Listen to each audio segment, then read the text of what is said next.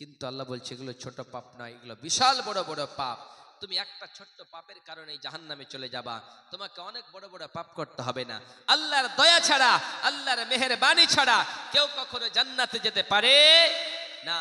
আল্লাহ যারে দয়া করবে সেই লোকটাই জান্নাতে যাবে, আল্লাহ দয়া না করলে জান্নাতে যাওয়া যাবে না।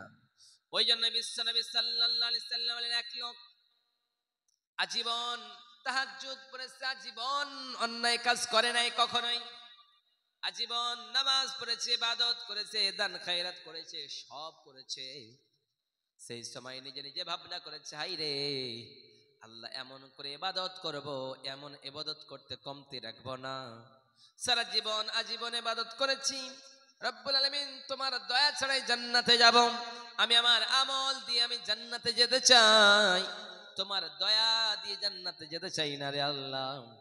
সেই সময় সেই লোক যখন জান্নাতে যাবে, রব্বুল আলামিন তাকে ডাক দিয়ে বলবে, আমার বান্দা শোনো শোনো শোনো, তুমি কোথায় যাইতেছ? বলছে, আল্লাহ আমি আমার আমল দিয়ে জান্নাতে যাইতেছি। সেই সময় আল্লাহ বলবেন, আমি দয়া দিয়ে তোরে জান্নাতে দিয়ে দিলাম, যা।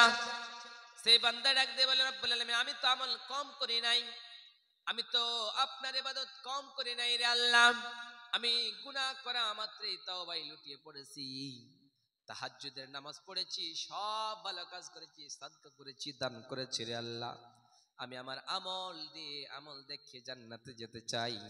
আল্লাহ বলতেছেন, গোলাম তোমাকে যে আমি আল্লাহ দুইটা চোখ দিয়েছি, ওই দুইটা চোখ নয়, একটা চোখের শুকরিয়া জ্ঞাপন আজীবন করলেও তুই করতে পারবি না, ওইটা চোখের তুই দাম দিতে পারবি না, তাহলে তোর আমলে তুই কি করে জান্নাতে যাবি? আমি আল্লাহর দয়া ছাড়া, আমি আল্লাহর মেহেরবানি ছাড়া, আমি আল্লাহর করুণা ছাড়া একটা লোক কসম কালেও জান্নাতে যেতে পারে না। ওই জন্য রব্বুল আলামিন ডাক দিয়ে বলে, গোলাম রে, তুই যদি পাপ করিস আর জুলুম করিস, অন্যায় করিস, যাই করো না কেন, যদি তোর ধারণা থাকে আমি আল্লাহ জাহান্নামের আগুন বরদাস্ত করতে পারবো না, জাহান্নামের আগুনে জ্বলতে পারবো না, ওই জাহান্নামের আগুনে দাও দাও দাও দাও দাও দাও করে জ্বালানো হবে। দাও দাও করে জ্বালানোর পরে বলবে, হাই রে জাহান্নামের আগুন তোমার কেমন লাগতেছে? সেই বান্দা বলবে, রব্বুল আলামিন জাহান্নামের আগুন আর বরদাস্ত হই না। ওই জন্য রব্বুল আলামিন বলেন, কুল্লামা নাদিজাত জুলুদুহুম বাদদালনাহুম জুলুদান গায়রাহা লিয়াযুকুল আযাব। সেই দিন রব্বুল আলামিন জাহান্নামীদেরকে জাহান্নামের আগুনে দাও দাও দাও দাও করে চামড়াগুলি কয়লা করে দিবে, ঝলসে দিবে। যখন চামড়াগুলি ঝলসে যাবে, চামড়াগুলি কয়লা কালো হয়ে যাবে, আবার চামড়া সেটিং করিয়ে দেওয়া হবে, আবার চামড়াগুলি সেটিং করিয়ে দেওয়া হবে, আবার চামড়াগুলি পুড়ে পুড়ে কয়লা হয়ে কালো হয়ে আবার ঝলসে যাবে, আবার চামড়াগুলি সেটিং করিয়ে দেবে, আর বলবে, হাই রে জাহান্নামীরা, বল বল জাহান্নামের আগুন তোমার কেমন লাগতেছে এখন? কেমন এখন কেমন লাগে? দুনিয়ায় তো মাস্তানি করতা, দুনিয়ায় তো অন্যের সম্পদ লুটে নিতে, অন্যের এক হাত এক অর্ধ হাত জমি দখল করতে তুমি কম করো নাই। আমি আল্লাহ যে বলেছি, আমার নবী যে বলেছে, তোমরা যদি দুনিয়ার জমিনে কারো এক কিঞ্চিত পরিমাণ জমি দখল করো জুলুম করে, ইত্তাকুজ জুলমা, তুমি জুলুম থেকে বেঁচে থাকো। ওই জন্যই বিশ্বনবী সাল্লাল্লাহু আলাইহি সাল্লাম বলে, দুনিয়ার মানুষেরা রে, ও আমার উম্মত উম্মতিরা, শোনো শোনো শোনো, দুনিয়ার জমিনে যদি তুমি কারো 1 বিঘা নয়, 10 বিঘা নয়, 40 বিঘা নয়, কারো যদি 1 হাত অথবা অর্ধ হাত যদি তুমি কারো জমি দখল করেছো, আর যদি ওই জমি দখল করানোর কারণে যদি ওই লোকটা তোমার উপরে বিচার করে থাকে, ওই লোকটা যদি তোমার উপরে দাবি রেখে দেয়, তাহলে তুমি যদি হস্তগত করেছো, দখল করেছো, নিজের দিকে আত্মসাৎ করেছো, কাল কিয়ামতের কোটে মুসিবতের দিনে 1 হাত অর্ধ হাত জমির কারণে কাল কিয়ামতের কোটে 7 তাবাক জমিনটা আপনার কাঁধের উপরে চাপায়া দেবে। সুবহানাল্লাহ। শুধুমাত্র 1 বিত্তা, 4 আঙ্গুল, 1 হাত, যতটা হোক না কেন, এতটুকুন জমি দখল করানোর কারণে আমার আল্লাহ ডাক দিয়ে বলে, গোলাম তোমার কাঁধের উপরে 7 তাবাক জমিনকে চাপিয়ে দেওয়া হবে, আর বলা হবে, দেখ তুই যে জমি দখল করেছিলি, সারা কিয়ামতের মানুষ সেই দিন তাকে দেখতে পাবে। তাহলে আমরা ঈমান আনতে চাই কি চাই না? আমরা আমাদের জীবনগুলিকে জীবনের গুনাহগুলোকে ক্ষমা করিয়ে নিতে চাই কি চাই না? আমরা সবাই চাই, কিন্তু আল্লাহ সুবহানাহু ওয়া তাআলার করুণা আর দয়া ছাড়া কেউ কখনো জান্নাতে যেতে পারে না। ওই জন্যই বিশ্বনবী সাল্লাল্লাহু আলাইহি সাল্লামের এক সাহাবী দুনিয়ার জমিনে, বিশ্বনবী সাল্লাল্লাহু আলাইহি সাল্লাম বলেন, বনি ইসরাইলদের এক লোক দুনিয়ার জমিনে কখনোই ভালো কাজ করেছে বলে মনে পড়ে নাই, কখনোই ভালো কাজ করে নাই। ভালো কাজ তো করে নাই এক এক করে 99টা মানুষের হত্যা করেছে। 99টা মানুষকে হত্যা করানোর পরে তার ব্রেনে আসলো, হায়রে আমি তো গুনাহগার, আমি তো খাতাকার, এই গুনাহ লইয়া এই খাতা লইয়া যদি আল্লাহর দরবারে হাজির হই তাহলে রব্বুল আলামিন আমারে কি করবে? জাহান্নাম ছাড়া কিছুই দেবে না। অর্থাৎ রব্বুল আলামিন আমি জাহান্নামে যেতে চাই না। এখন আমি বুঝতে পেরেছি বিনা কারণে বিনা অপরাধে আমি 99টা মানুষের হত্যা করেছি। আমার মতো গুনাহগারের, আমার মতো খাতাকারের কি কোন জারিয়া আছে নাকি, কোন জায়গা আছে নাকি, কোন মাপ যাওয়ার মাপ করার কি কোন জায়গা আছে নাকি? সেই সময় আল্লাহ কি আমারে মাফ করবে নাকি? এক আলেমের কাছে গিয়ে বলে, ভাই আলেম, এক লোকের কাছে গিয়ে বলে, ভাই বলো বলো বলো, আমি তো 99টা মানুষের হত্যা করেছি। 99টা মানুষের হত্যা করানোর কারণে আমি বুঝতে পেরেছি আমার গুনাহগুলি। এখন আমি বুঝতে পেরেছি আর কখনোই কসম কালো কাউরে মারবো না। এই সময় যেন ওই লোক ডাক দিয়ে বলে, ভাই রে, দুনিয়ার জমিনে আল্লাহ বলেছেন, মান কাতালা নাফসান বিগাইরি নাফসিন আও ফাসাদিন ফিল আরদি ফাকান্নামা কাতালান নাস জামিআ। ও দুনিয়ার মানুষেরা, তোমরা যদি দুনিয়ার জমিনে একটা নিরীহ মানুষকে হত্যা করেছো, একটা নিরীহ মানুষকে হত্যা করানোর কারণে তুমি যেন পুরো দুনিয়ার মানব জাতিকে হত্যা করলাম। একটা যদি ভালো মানুষের তুমি জান বাঁচিয়েছো, তুমি যেন সারা দুনিয়ার মানুষেরা জান বাঁচিয়েছো, তাহলে একটা মানুষকে হত্যা করলেও তো হত্যা হয়, তুমি তো 99টা মানুষের হত্যা করেছো। এক নয়, দুই নয়, 10 নয়, 20 নয়, 99টা মানুষের তুমি হত্যা করেছো। তোমার মতো পাপী, তোমার মতো খাতাকার, তোমার মতো গুনাহগার কখনোই আল্লাহর দরবারে মাপ পেয়ে যেতে পারে না। সেই সময় সে লোক ডাক দিয়ে বলে, হায়রে, আমি তো তোমার কাছে বড় আশা করে এসেছিলাম, মনে হয় মাপ হয়ে যাবে, কিন্তু আমি তো 99টা মানুষের হত্যা করেছি, কিন্তু তোমাকে দিয়ে 100টা মানুষের আমি হত্যা করে দেব। তোমার দুনিয়ার জমিনে বাঁচিয়ে রেখে কোনো লাভ নেই। সেই লোকটারে হত্যা করে দিল। 100টা মানুষকে যখন হত্যা করেছে, 100টা মানুষকে হত্যা করানোর পরে এবার তার ব্রেনে আসলো, ইন্টেলেক্টে আসলো, তার বুদ্ধিমত্তা খাটালো আর বলল, হায়রে, আমি তো কম মানুষেরা হত্যা করি নাই, এক এক করে 100টা মানুষেরা হত্যা করেছি। তারপর আমি চেষ্টা করে দেখি তো আমার মতো গুনাহগারের ক্ষমা আছে নাকি। তার জন্য এক আলেমের কাছে, পাদ্রী আলেমের কাছে গিয়ে বলে, ও আলেম ভাই, বলো বলো, আমি তো 1 2 2 করে করে 99টা মানুষকে হত্যা করার পরে আরো একটা মানুষকে আমি হত্যা করেছি, আমার মতো গুনাহগারের ক্ষমা আছে কি না? আমার মতো খাতাকারের ক্ষমা আছে কি নাই? আমার মতো গুনাহগারের মাপ আছে কি নাই? আপনি বলুন তো। সেই সময় যেন সেই পাদ্রী আলেম ডাক দিয়ে বলে, ভাইজান, দুনিয়ার জমিনে আল্লাহ বলেছেন, লা তাকনাতু মির রাহমাতিল্লাহ, আমার বান্দা বান্দিরা, তোমরা আমার রহমত থেকে কখনো নিরাশ হয়ে যেও না। আমি আল্লাহর দয়া থেকে তোমরা কখনো হতাশা হয়ে যেও না। আমি আল্লাহর দয়া যে কত, আমি আল্লাহর মায়া যে কত, আমি আল্লাহর করুণা যে কত তোমরা জানতে পারো না।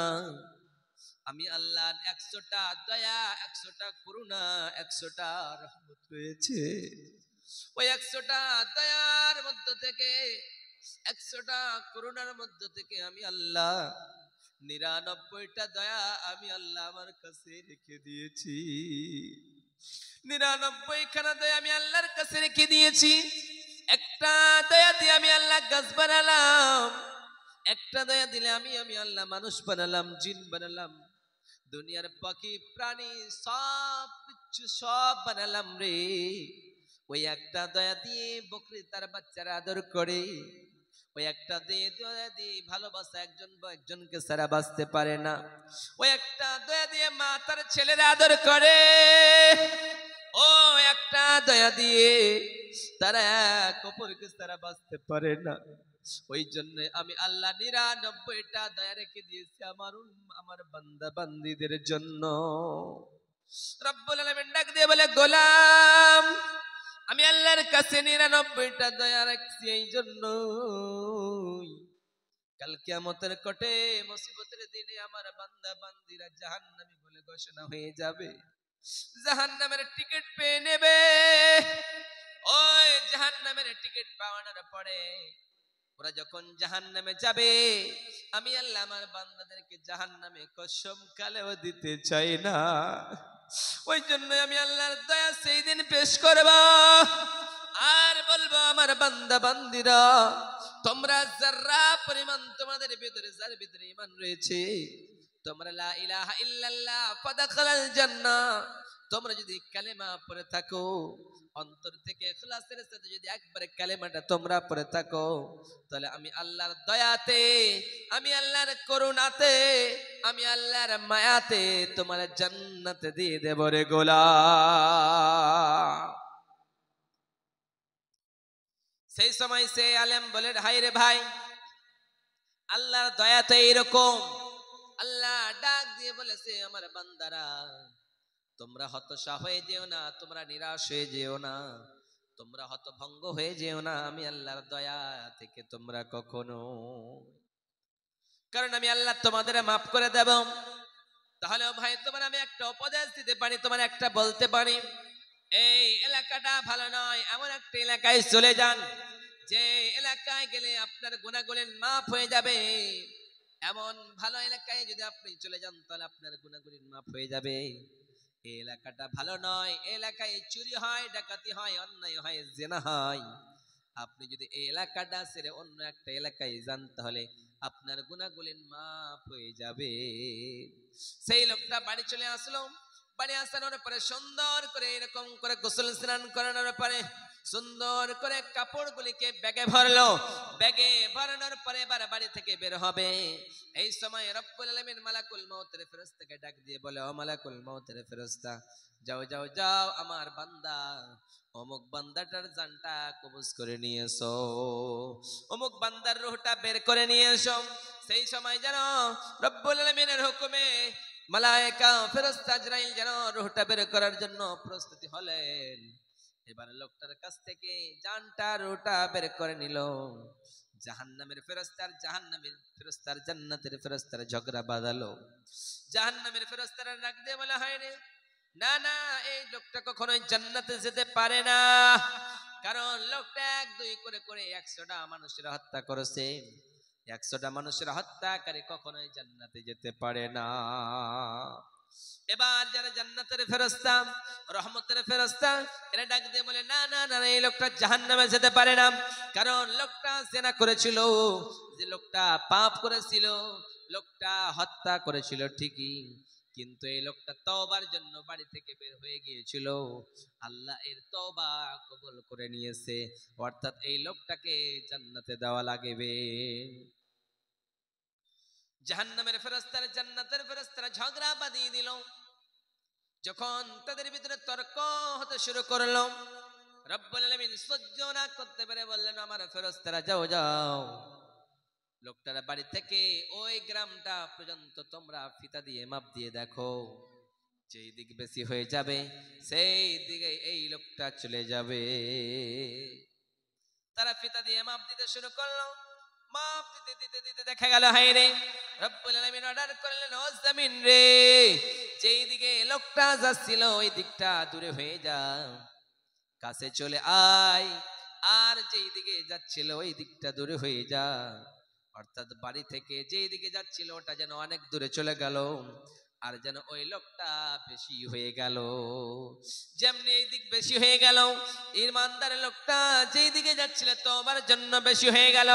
যখন বেশি হয়ে গেল, তাদের ফয়সালা অনুযায়ী, তাদের যুক্তি অনুযায়ী তাদের ঝগড়া অনুযায়ী সেই লোকটা হয়ে গেল জান্নাতি। ওই লোকটাকে রব্বুল আলামিন জান্নাতি দিয়ে দিলেন। কারণ জড় বস্তুকে আল্লাহ বললেন, ও জড় বস্তু, ও জমিন তুই জড়সড় হয়ে যা, ওই জমিন তুই চওড়া হয়ে যা। আল্লাহর জড় বস্তু কথা শুনে কিন্তু আমরা মানুষ শুনতে চাই না, আমরা মানতে চাই না, আমরা বুঝতে চাই না আল্লাহ যে কত সুন্দর করে আমাদের বানিয়েছে। এত সুন্দর করে বানানোর একটাই উদ্দেশ্য, একটাই কারণ হলো আমরা জানি আল্লাহর শুধুমাত্র ইবাদত করি, দুনিয়ার জমিনে কারো ইবাদতে মগ্ন না হয়ে যায়। ওই জন্য রব্বুল আলামিন বলেন, ওয়ামা খালাকতুল জিন্না ওয়াল ইনসা ইল্লা লিয়াবুদুন। রব্বুল আলামিন বলে, ডাক দিয়ে বলে, গোলাম আমি আল্লাহ জিন জাতি এবং মানব জাতি, দুইটা জাতিকে আমি আল্লাহ শুধুমাত্র আমার ইবাদতের জন্য বানিয়েছি, যাতে করে তারা শুধুমাত্র আমি আল্লাহর ইবাদত করে, দুনিয়ার কারো কখনোই ইবাদত না করে নেয়। ইবাদতের জন্য বানিয়েছি আমি, আমার কাছে চাইবা, আমার সমস্ত নিয়ামত নাজ নিয়ামত খাবা, আমি আল্লাহ সব দিয়ে দিয়েছি, কিন্তু তোমরা আমার কাছে না চেয়ে অন্য কারো কাছে চাও, আমার কাছে না, আমার ইবাদত না করে তোমরা মূর্তির পুজো করো, তোমরা দেবদেবী তার পুজো করো, আমি আল্লাহ কসম কালেও সেটা মেনে নিতে পারি না। ইব্রাহিম আলাইহিস সালাম তার বাবাকে ডাক দিয়ে বলে, বাবা তুমি যেই দেবতাগুলোর ইবাদত করো সেগুলো কি তোমাকে কিছু দিতে পারে? তোমার কিছু নোকসান করতে পারে? কিছুই করতে পারে না। তোমার লাভও করতে পারে না, লসও করতে পারে না, তাহলে তুমি মানো কেন? ইব্রাহিমের বাবা আজার চিন্তা করে, হায় রে, আমার ব্যবসা হলো মূর্তি বানানো, আমি মূর্তি বানাই বিক্রি করি বাজারে, আমার ঘর সংসার চলে, আমার বেটা যেমনি ধরেছি আমার সমস্ত ব্যবসাগুলি বন্ধ করে দেবে। এই সময় বেটার কাছে এসে বলে, বেটা রে তুই মেনে নে আমাদের ধর্ম, নচেত আমাদের জীবন শেষ হয়ে যাবে রে বেটা। সেই সময় সাইয়েদনা ইব্রাহিম আলাইহিস সালাম একটাই কথা বললেন, রব্বুল আলামিন আমি আল্লাহকে জেনেছি, আমি আল্লাহকে চিনেছি। প্রথম নাম্বার কাউকে চিনতে পারতাম না, সূর্য উঠে গেল, তারকা উঠলো, তখন আমি ভাবলাম মনে হয় এটাই আমার দেবতা। চন্দ্র উঠলো, মনে ভাবলাম হায় আমার এটাই দেবতা, এটাই আমার আল্লাহ, এটাই আল্লাহ আমার রব। সেই সময় সূর্য চন্দ্র সব চলে গেল, যখন সমস্ত জিনিস ডুবে গেল, শেষ হয়ে গেল, তখন মনে মনে চিন্তা করলাম এগুলি আসছে আবার চলে যাচ্ছে, আসলো আবার গেল, এগুলি কখনোই আমার দেবতা হয়ে যেতে পারে না, এগুলি আমার রব হয়ে যেতে পারে না। এগুলিকে যে আল্লাহ তৈরি করেছে, এগুলিকে আল্লাহ যে সৃষ্টি করেছে, সেটাই আমার রব হয়ে যাবে। সেই সময় যেন ইব্রাহিম আলাইহিস সালাম বুঝতে পারলেন রব্বুল আলামিন ও বিশাল আকাশের মালিক রে মাওলা, ও বিশাল জমিনের মালিক রে মাওলা, ও বিশাল পাহাড়ের মালিক রে মাওলা, সেই দিন থেকে আল্লাহ আমি চিনে নিয়েছি আল্লাহকে, আমার রবকে আমি চিনে নিয়েছি, আমার রবকে কখনোই ভুলে যেতে পারবো না। আল্লাহ আমার রব, ওই রবই আমার সব, আল্লাহ আমার রব, ওই রবই আমার সব, দমে দমে তন মনে তারি অনুভব, দমে দমে তন মনে তারি অনুভব। তোমার দুনিয়াতে আমি যেদিকে তাকাই, অথই নিয়ামতে ডুবিয়াছি সবাই, তোমার নিয়ামতের আমি যেদিকে তাকাই, অথই নিয়ামতে ডুবিয়াছি সবাই, পাক পাখালির গানে শুনি তসবিহ কলরব, তসবিহ কলরব, আল্লাহ আমার রব, ওই রবই আমার সব, আল্লাহ আমার রব, ওই রবই আমার সব, দমে দমে তন মনে তারি অনুভব, দমে দমে তন মনে তারি অনুভব। আল্লাহ হচ্ছেন আমাদের রব, যে খালিক, যে মালিককে যদি আমরা অন্তর থেকে মেনে নিই, দীর্ঘ বিশ্বাস রেখে যদি আমরা কালিমা পড়ে নিই, তাহলে আমাদের মাসুম হয়ে যাব, আমাদের কোনোই গুনাহ থাকবে না। ওই জন্যই বিশ্বনবী সাল্লাল্লাহু আলাইহি ওয়াসাল্লাম বলেন, আত-তাওবাতু মিনাজ যামবি কামা লা যামবা লাহু। ও দুনিয়ার মানুষেরা রে, তোমরা যদি তওবার মতো তওবা করতে পারো, তোমাদের গুনাহগুলো গুনাহগুলি মাফ হয়ে যাবে। কেমন কেমন মাফ হবে? তোমরা নাসুহার মতো যদি তাওবা করতে পারো তোমাদের গুনাহগুলি কেমন মাফ হবে? একটা শৈশবে বাচ্চা যখন জন্মগ্রহণ করে ওই বাচ্চাটার কোনো গুনাহ থাকে না, ওই বাচ্চাটার কোনো পাপ থাকে না, ওই বাচ্চাটা একেবারে মাসুম থাকে, ওই বাচ্চাটার যখন কোনো গুনাহ থাকে না। অনুরূপ ভাবে তুমি যদি আল্লাহর দরবারে হাত বাড়িয়ে তওবা করতে পারো, তুমি যদি ইসলামের দিকে ফিরে আসতে পারো, তোমার কোনো গুনাহ থাকবে না।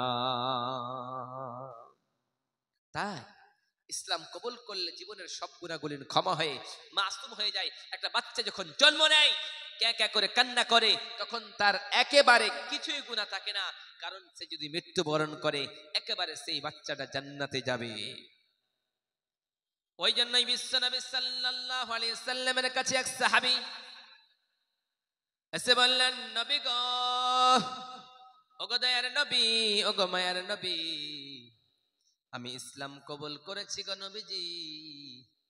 তার কারণে আপনি বললেন, ও আমার সাহাবা একরামেরা, যারাই তোমরা কালেমা পড়েছো তোমাদের গুনাহগুলি মাফ হয়ে গিয়েছে।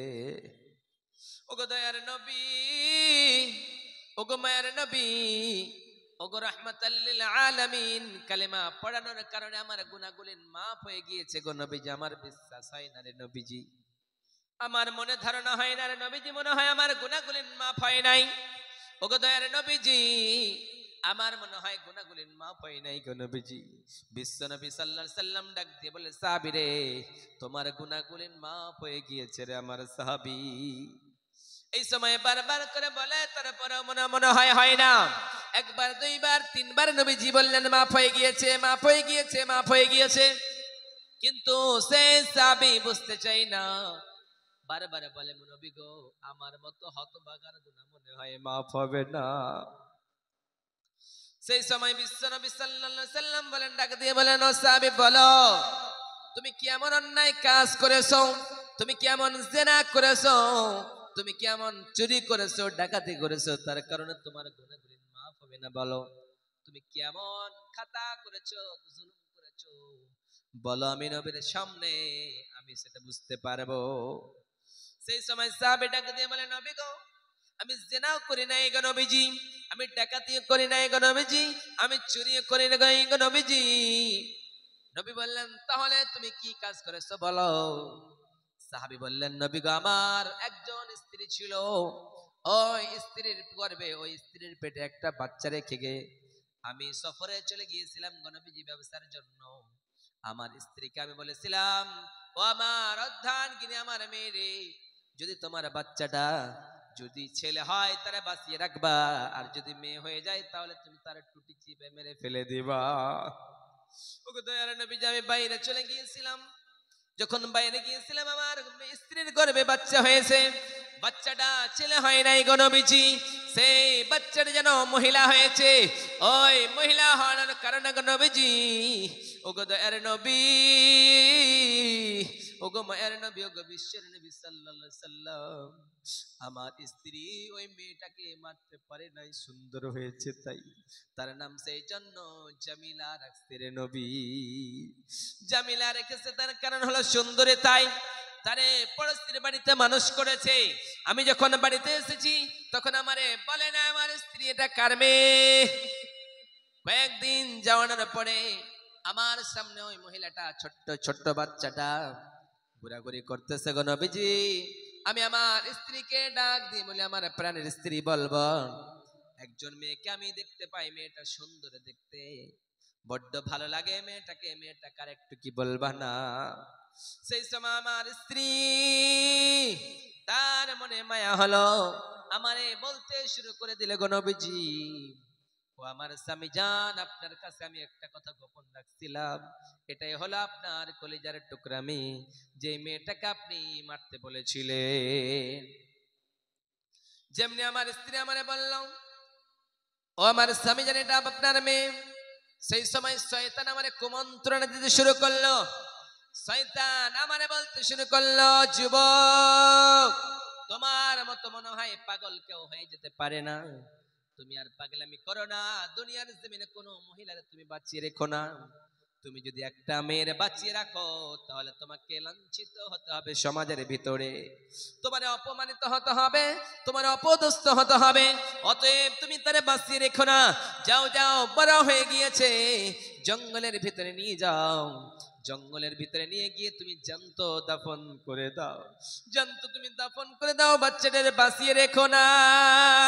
এই সময় যেন দয়ার নবী গো, ওগো মায়ের নবী, ওগো বিশ্বের নবী, আমার মেয়েটাকে লইয়া গো নবীজি আমি জঙ্গলের দিকে চলে গেলাম। আমি আমার প্রাণের স্ত্রীকে বললাম, আমার স্ত্রী রে, আমার মেয়েটারে, তোমার মেয়েটারে সুন্দর করে সাজায় দাও। সুন্দর করে সাজিয়ে দিল। সুন্দর করে সাজানোর পরে গো নবীজি আমার মেয়েটাকে আমি বললাম, তোমার বাজারে শপিং করার জন্য নিয়ে যাব, তোমার শপিং করার জন্য নিয়ে যাব, চলো। সেই সময় যখন আমি মেয়েটাকে নিয়ে যাই, আমার মেয়েটা ডাক দিয়ে বলে, আব্বা জান, এটা তো বাজারের রাস্তা নয়, এটা তো জঙ্গলের রাস্তা, এই রাস্তা দিয়ে শপিং কোথায় পাইবা? সেই সময় আমার মেয়েটা আমারে ডাক দিয়ে বলে, আব্বা জান, এইদিকে তো আর শপিং হয় না, জঙ্গলের দিকে কোথায় নিয়ে যাবা রে বাবা? কিন্তু আমার মেয়েটা যখন বারবার বলে গো নবীজি, আমার দিলে একটু মায়া হলো না। আমার মেয়েটা বললে, আব্বা জান আমি পানি পান করবো, আমার পানির খাওয়ার ব্যবস্থা করো। সেই সময় জঙ্গলে যাওয়ানোর পরে গো নবীজি একটা অস্ত্র নিলাম, ওই অস্ত্র নেওয়ানোর পরে গর্ত খনন করতে শুরু করলাম। যখন গর্ত খনন করতে শুরু করে দিয়েছি গো নবীজি, ওই গর্ত খনন করতে করতে গো নবীজি, ওই গর্ত খনন করার অবস্থায় ওই গর্তের বালুগুলি ধুলাগুলি আমার দাড়িতে লাগে, যেমনি আমার দাড়িতে লাগে নবীজি, ওই আমার মেয়েটা ওই গর্তের বালুগুলি আমার যখন দাড়িতে লাগে, এইরকম করে ঝাড়ু দেয় আর বলে, আব্বা জান আপনার আর কষ্ট করা লাগবে না, আপনি কেন কষ্ট করতেছেন রে আব্বা? আপনি আমার জন্য এত কষ্ট করতেছেন কেন? আমি আর পানি পান করবো না রে আব্বা। সেই সময় আমার মেয়েটা ডাক দিয়ে বলে, যখন আব্বা আপনি আর কষ্ট করবেন না রে বাবা, আপনাকে এত দুঃখ কষ্ট করা লাগবে না, আপনার কাছে পানি পান করতে চাইছিলাম, তাই পানির জন্য আপনি এত গর্ত খনন করতেছে। সেই সময় আমার মেয়েটা ডাক দিয়ে বলে, বাবা যেন আর কিছুই করা লাগবে না। সেই সময় যেন গর্তটা কমপ্লিট হওয়ার পরে গো নবীজি আমার মেয়েটারে ডাক দিয়ে বলে, আমার মাইরে, ও আমার কলিজার টুকরা মেয়ে, একবার গর্তের দিকে তাকা দেখ কতটুকুন পানি উপর দিকে চলে এসেছে। ওগো দয়ার নবী, ওগো মায়ের নবী, আমার মেয়েটাকে যখন গর্তের দিকে তাকাতে বললাম, আমার মেয়েটা গর্তের দিকে তাকাতে শুরু করলো। যেমনি গর্তের দিকে তাকিয়েছে গো নবীজি, আমার মেয়েটাকে আমি ধাক্কা মেরে গর্তের ভিতরে ফেলে দিয়েছি রে নবী। যেমনি আমি গর্তের ভিতরে ধাক্কা মেরে ফেলে দিয়েছি রে নবীজি, গর্তের ভিতরে ধাক্কা মারানোর কারণে আমার মেয়েটা বুঝতে পেরেছে আমার বাবা বাঁচিয়ে রাখবে না। যেই বাবার ভয় আমার মেয়ে, আমার মা আমার দূরে রাখতো, আমার পরের পরশির বাড়িতে মানুষ করেছে, বাবা বলে পরিচয় দিতে বারণ করেছে, ওই বাবা আমার আর বাঁচিয়ে রাখবে না, এই গর্তের ভিতরে আমার নিক্ষেপ করে দিয়েছে। এই সবাই গো নবীজি আমার মেয়েটা এরকম করে দুইখানা হাত বাড়িয়ে দিয়েছে আর বলতেছে, আব্বা জান আপনি আপনার মাইয়া বেশি হয়ে গিয়েছে, আপনার কন্যা সন্তান চান না, ওই জন্য আপনি আমারে মারতেছেন। দুনিয়ার জমিনে আপনার মেয়ে বলে দুনিয়ার জমিনে কোথাও আমি পরিচয় দেব না রে বাবা, দুনিয়ার কোথাও আমি বাবা বলে পরিচয় দেব না, দুনিয়ার জমিনে আমি ভিক্ষা করে খাবো রে বাবা, কিন্তু শুধুমাত্র আমার একটু জানের প্রাণের ভিক্ষা দেন রে বাবা। কিন্তু গো নবীজি, ওগো দয়ার নবী, আমি আমার মেয়েটারে মাটি চাপা দিতে শুরু করলাম। আমার মেয়েটা বারবার কাকতিয়ার মানে তো করে আমার পা জড়িয়ে ধরে আর বলে, আব্বা আমার মারবেন না রে বাবা, দুনিয়ার জমিনে আমি আপনার কি ভুল করেছি রে বাবা? আমি মেয়ে জাত, আমি মহিলা হয়ে তো জন্মগ্রহণ করেছি, তাই নাকি? সেই সময় বিশ্বনবী সাল্লাল্লাহু আলাইহি সাল্লামকে বলতেছিলেন, সেই সময় যেন ওই পুরুষটা বিশ্বনবী সাল্লাল্লাহু আলাইহি সাল্লামের সাহাবী এবার যেন মাটি চাপা দিতে শুরু করলো। মাটি চাপা দিতে দিতে দিতে যেন এবার যেন মাটি চাপা দিতে শুরু করলো গো নবীজি। এইরকম করে মাটি চাপা দিতে দিতে মস্ত বড় একখানা পাথর লইয়া গো নবী আমার মেয়েটার ওই মাথার উপরে মারলাম। যেমনি মাথার উপরে মারছি গো নবীজি, আমার মেয়েটার মাথাটা ফেটে রক্ত ফিনকে দিয়ে আসলো। ওই সময় আমার মেয়েটা আব্বা আব্বা বলে ডাকতে থাকলো গো নবী। আমি আমার মেয়েটার দিকে তাকালাম, তাকানোর পরে আমার চেহারাটা ফিরায় নিলাম গো নবী। ফিরানোর পরেও আমার মেয়েটাকে আমি বাঁচাতে পারতাম গো নবীজি। ওই সময় করতে পরে পরে আমার মেয়েটা কান্নায় লুটিয়ে পড়েছে গো নবী। আমার মেয়েটা ডাক দিয়ে বলে, আব্বা রে, আমার প্রাণের ভিক্ষা দাও রে বাবা। দুনিয়ার জমিনে আমি কি মাসুম হয়েছি, আমি কি ভুল করেছি, আমি আর দুনিয়ার জমিনে ভিক্ষা করে খাবো, কিন্তু আপনার দরবারে আসবো না রে বাবা।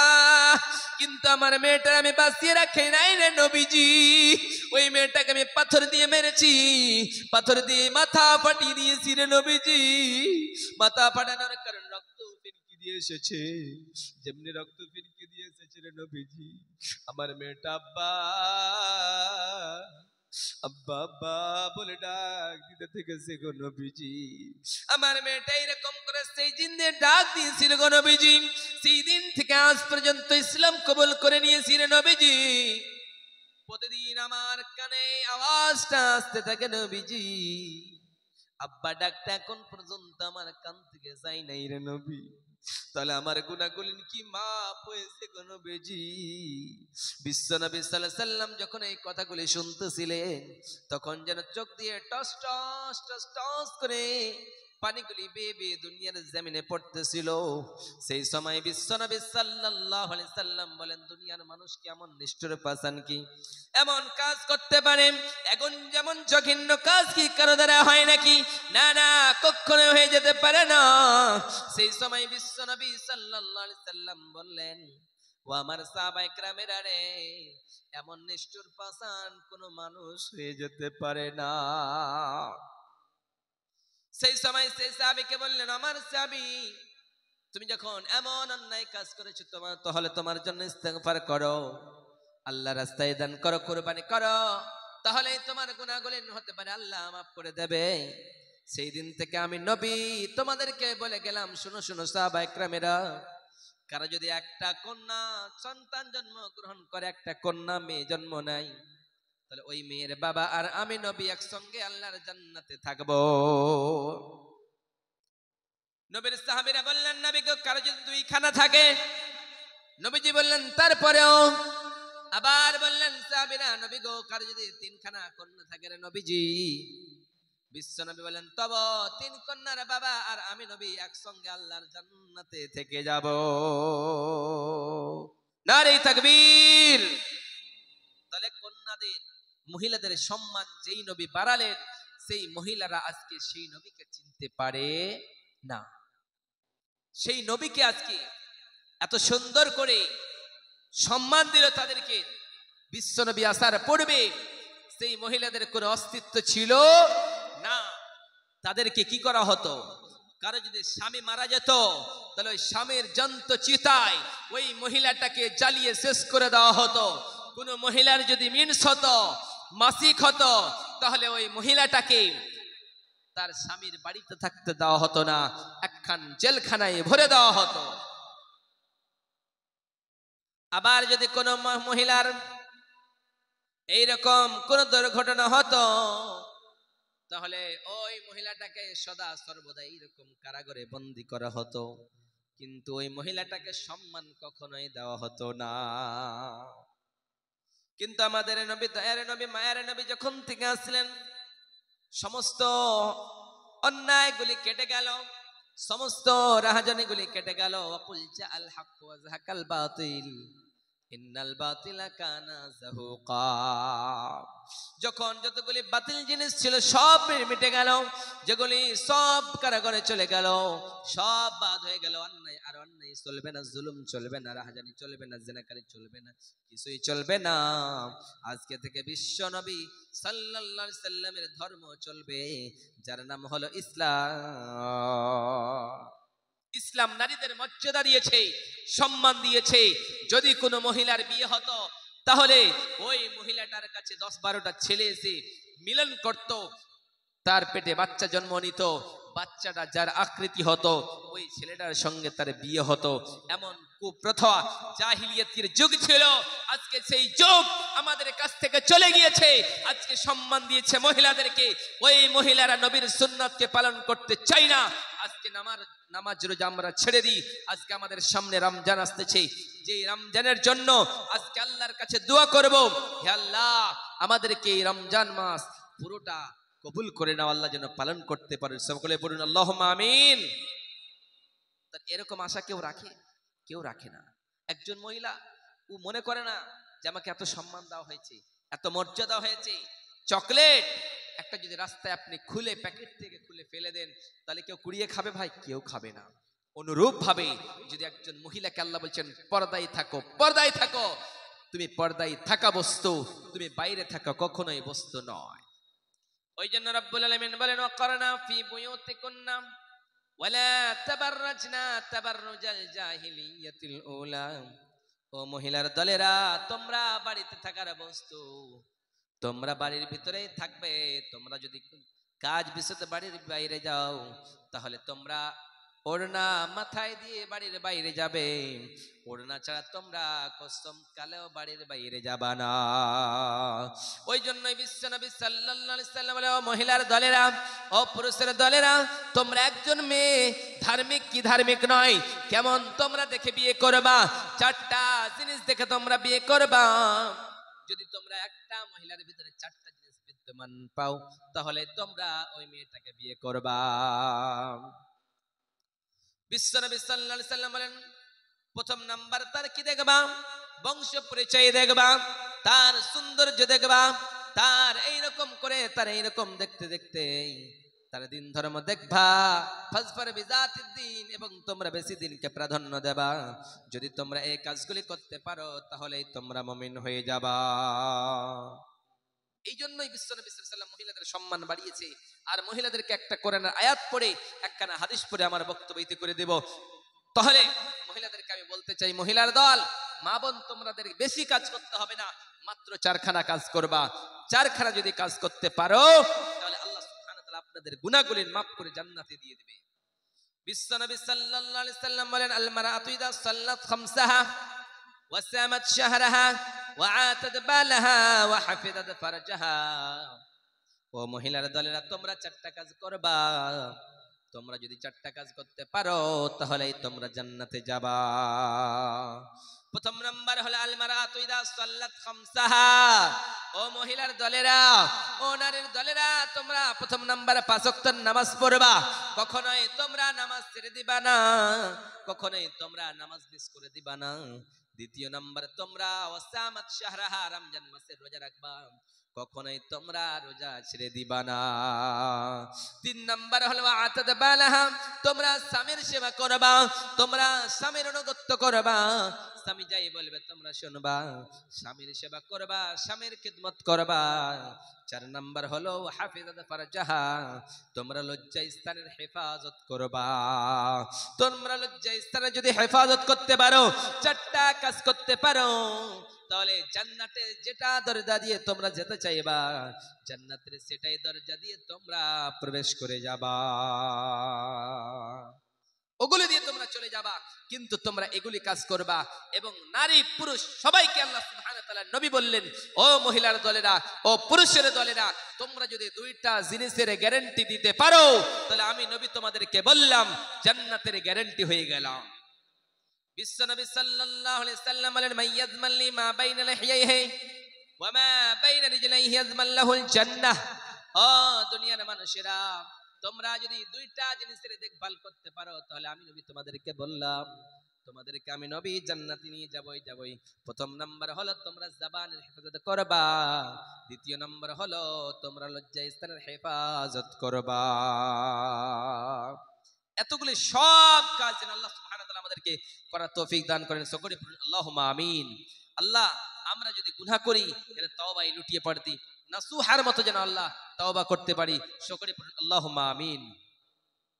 আমার মাধ্যমে এই বক্তৃতার মাধ্যমে যদি ভুল ত্রুটি হয়ে থাকে তাহলে অবশ্যই ক্ষমা করে দিবেন। আপনাদের ভাই হিসাবে, আপনাদের ছেলে হিসাবে অবশ্যই ক্ষমা করে দিবেন। তাহলে আপনাদেরকে বলছি যে মানুষ ভুল করবে, ভুল করাটা মানুষের স্বাভাবিক, কিন্তু ভুলের পরে ফিরে আসাটাই হচ্ছে সবথেকে উত্তম। আপনি ভুল করে বসে থাকবেন না, আল্লাহ সুবহানাহু ওয়া তাআলার দিকে ফিরে আসেন, তাহলে আল্লাহ আপনাদেরকে মাফ করে দেবে। আমার বক্তব্য শেষ করে দিলাম, মাত্র 1 মিনিটে একটা নাত পড়ে। হাজারো ব্যথা বেদনার পরে ফিরে আসনি তুমি আপন ঘরে, দিনের আলো তুমি ছড়িয়ে দিতে চলে গেলে মদিনায় মক্কা ছেড়ে। হে রাসূল তোমাকে ভুলি আমি কেমন করে, হে রাসূল তোমাকে ভুলি আমি কেমন করে। হাজারো ব্যথা বেদনার পরে ফিরে আসনি তুমি আপন ঘরে, দিনের আলো তুমি ছড়িয়ে দিতে চলে গেলে মদিনায় মক্কা ছেড়ে। হে রাসূল তোমাকে ভুলি আমি কেমন করে। খেয়ে না খেয়ে দিন প্রচারের কাজে নিজেকে দিয়েছ বিলিয়ে, তায়েফের কাফেরেরা চিনল না সে আলো, দুষ্ট ছেলেদের পিছু দিল লেলিয়ে। খেয়ে না খেয়ে দিন প্রচারের কাজে নিজেকে দিয়েছ বিলিয়ে, তায়েফের কাফেরেরা চিনল না সে আলো, দুষ্ট ছেলেদের পিছু দিল লেলিয়ে। পাথরের আঘাতে ক্ষত বিক্ষত হয়ে সারা শরীর থেকে রক্ত ঝরে। হে রাসূল তোমাকে ভুলি আমি কেমন করে। হাজারো ব্যথা বেদনার পরে ফিরে আসনি তুমি আপন ঘরে, দিনের আলো তুমি ছড়িয়ে দিতে চলে গেলে মদিনায় মক্কা ছেড়ে।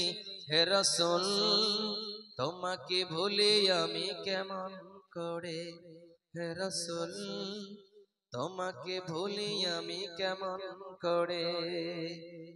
আসসালামু আলাইকুম ওয়া রাহমাতুল্লাহি ওয়া বারাকাতুহু। আলহামদুলিল্লাহ, আলহামদুলিল্লাহ। আমরা এতক্ষণ পর্যন্ত ফাজিলাতুল শেখ জনাব মৌলানা আখতার হোসেন ইসলাহি সাহেব, উত্তর দিনাজপুর, ইনার কাছ থেকে আমরা এতক্ষণ পর্যন্ত কোরআন হাদিস থেকে যে মূল্যবান আমরা কথা পেয়েছি, এটা আমরা আমলের নিয়ত করে নিই ইনশাআল্লাহ। আমাদের সামনে উপস্থিতি জনাব মুফতি আব্দুল্লাহ নোমান সাহেব, আগরতলা, ত্রিপুরা। আমরা জানি ত্রিপুরা এরোপ্লেনে আসতে হয়। ইনি অনেক দূর থেকে এসেছে, ইনি অনেক দূর থেকে এসেছেন। ভাই সকলের উদ্দেশ্যে বলি, যারা রাস্তায় ঘোরাঘুরি করছেন, দোকানদানিতে গেজাচ্ছেন, আমার গ্রামের মানুষরা বহু কষ্ট ক্লেশ দ্বারা হাজার হাজার টাকা খরচা করে আপনাদের জন্য মেলা বানায় না, আপনাদের জন্য মেলা বানিয়ে রেখেছেন। আপনারা দোকানে আড্ডা দিবেন, এটা ভুল ভাববেন না। আমি আমার কমিটি ভাইদেরকে বলবো, যদি ওইখানে ভিড় লাগে, যে যিনি কারেন্টের দায়িত্বে রয়েছেন ওই দোকানগুলো বন্ধ করে দেন। ইনি আমাদের কাছে বহু দূর থেকে এসেছেন। আমি আপনাদের কাছে আশা করব যে ফাঁকা জায়গাগুলো আপনারা পূরণ করে নেন, সামনের জায়গাগুলো আপনারা পূরণ করে নেন। যারা এই মেহফিলে বসে আছেন, সামনের জায়গাগুলো পূরণ করে নেন। বহু দূর থেকেই নিয়ে এসছেন বড় বড় আলেম, ইনাদের কাছে ভালো ভালো জ্ঞানের কথা পাওয়া যাবে। ইনাদের কাছ থেকে আমরা কিছু আমলের কথা পাবো। অযথা এখানে ওখানে ঘোরাঘুরি না করিয়া এখানে খালি জায়গা রয়েছে, আমরা চলে আসি। আমাদের সামনে এখন আন্তর্জাতিক খ্যাতিসম্পন্ন মুফাসসিরে কোরআন অধ্যাপক মুফতি আব্দুল্লাহ নোমান সাহেব, আগরতলা ত্রিপুরা। ইনার কাছে আমরা এখন মূল্যবান বক্তব্য শুনবো। তার আগে আমরা ইনাকে ফুল দ্বারা সম্বোধন করে নেব। আন্তর্জাতিক খ্যাতিসম্পন্ন মুফাসসিরে কোরআন অধ্যাপক মুফতি আব্দুল্লাহ নোমান সাহেব, আগরতলা ত্রিপুরা, ইনাকে আজকের মহতি মাহফিলের মানব শেখ হাসিনুল আসমান সাহেব, বিকলচুক জামে মসজিদের ইমাম, ফুলের তোড়া দিয়ে বরণ করে নিচ্ছে। নারায়ে তাকবীর, নারায়ে তাকবীর। বিকলচুক তাফসিরুল কোরআন মাহফিল, আল কোরআনের আলো, আল হাদিসের আলো, দিন ইসলাম, দিন ইসলাম। নারায়ে